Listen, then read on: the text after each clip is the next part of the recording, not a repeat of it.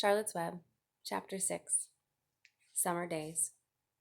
The early summer days on a farm are the happiest and fairest of all the year. Lilacs bloom and make the air sweet, and then fade. Apple blossoms come with the lilacs, and the bees visit around among the apple trees. The days grow warm and soft. School ends, and children have time to play and to fish for trouts in the brook.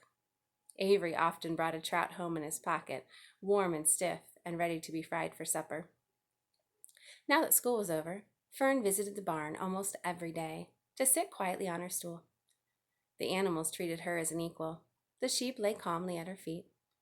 Around the 1st of July, the workhorses were hitched up to the mowing machine, and Mr. Zuckerman climbed into the seat and drove into the field. All morning you could hear the rattle of the machine as it went round and round, while the tall grass fell down behind the cutter bar in long green swaths.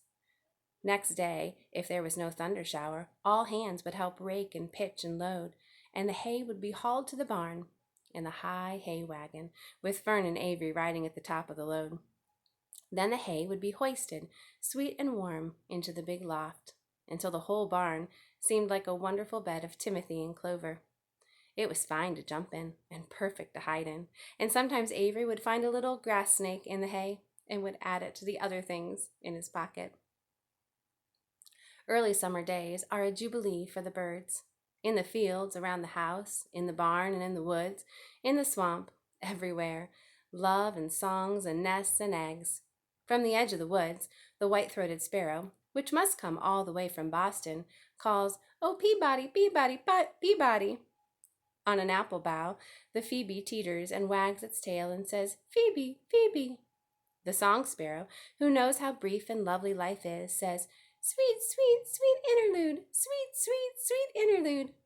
If you enter the barn, the swallows swoop down from their nests and scold, "Cheeky, cheeky," they say. In early summer, there are plenty of things for a child to eat and drink and suck and chew. Dandelion stems are full of milk. Clover heads are loaded with nectar. The frigid air is full of ice-cold drinks. Everywhere you look is life. Even the little ball of spit on the weed stalk, if you poke it apart, has a green worm inside. And on the underside of the leaf of the potato vine are the bright orange eggs of the potato bug. It was a day in early summer that the goose eggs hatched. This was an important event in the barn cellar. Fern was there, sitting on her stool when it happened. Except for the goose herself, Charlotte was the first to know that the goslings had at last arrived. The goose knew a day in advance that they were coming. She could hear their weak voices calling from inside the egg. She knew that they were in desperately cramped positions inside the shell and were most anxious to break through and get out. So she sat quite still and talked less than usual.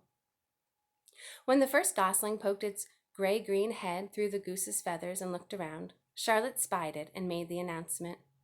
"I am sure," she said, "that every one of us here will be gratified to learn that after 4 weeks of unremitting effort and patience on the part of our friend the goose, she now has something to show for it.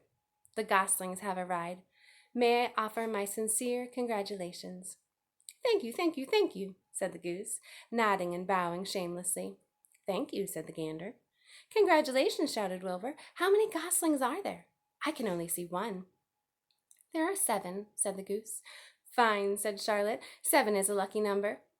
"Luck has nothing to do with it," said the goose. "It was good management and hard work." At this point, Templeton showed his nose from his hiding place under Wilbur's trough. He glanced at Fern, then crept cautiously towards the goose, keeping close to the wall. Everyone watched him, for he was not well liked, not trusted. "Look," he began in his sharp voice. "You say you have 7 goslings. There were 8 eggs. What happened to the other egg? Why didn't it hatch?" "It's a dud, I guess," said the goose. "What are you going to do with it?" continued Templeton, his little round beady eyes fixed on the goose. "You can have it," replied the goose. "Roll it away and add it to that nasty collection of yours." Templeton had a habit of picking up unusual objects around the farm and storing them in his home. He saved everything. "Certainly, certainly, certainly," said the gander. "You may have the egg, but I'll tell you one thing. Templeton, if I ever catch you poking your ugly nose around our goslings, I'll give you the worst pounding a rat ever took." And the gander opened his strong wings and beat the air with them to show his power. He was strong and brave, but the truth is, both the goose and the gander were worried about Templeton, and with good reason.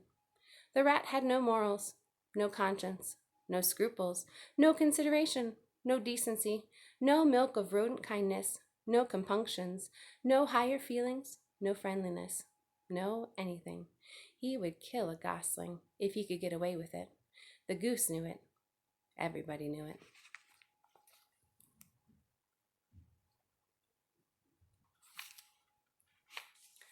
With her broad bill, the goose pushed the unhatched egg out of her nest, and the entire company watched in disgust while the rat rolled it away. Even Wilbur, who could eat almost anything, was appalled. "Imagine wanting a junky old rotten egg," he muttered. "A rat is a rat," said Charlotte. She laughed a tinkling little laugh. "But, my friends, if that ancient egg ever breaks, this barn will be untenable." "What's that mean?" asked Wilbur. "It means nobody will be able to live here on account of the smell. A rotten egg is a regular stink bomb." "I won't break it," snarled Templeton. "I know what I'm doing. I handle stuff like this all the time." He disappeared into his tunnel, pushing the goose egg in front of him. He pushed and nudged until he succeeded in rolling it to his lair under the trough. That afternoon, when the wind had died down and the barnyard was quiet and warm, the gray goose led her 7 goslings off the nest and out into the world. Mr. Zuckerman spied them when he came with Wilbur's supper. "Well, hello there," he said, smiling all over. "Let's see. 1, 2, 3, 4, 5, 6, 7. 7 baby geese. Now, isn't that lovely?"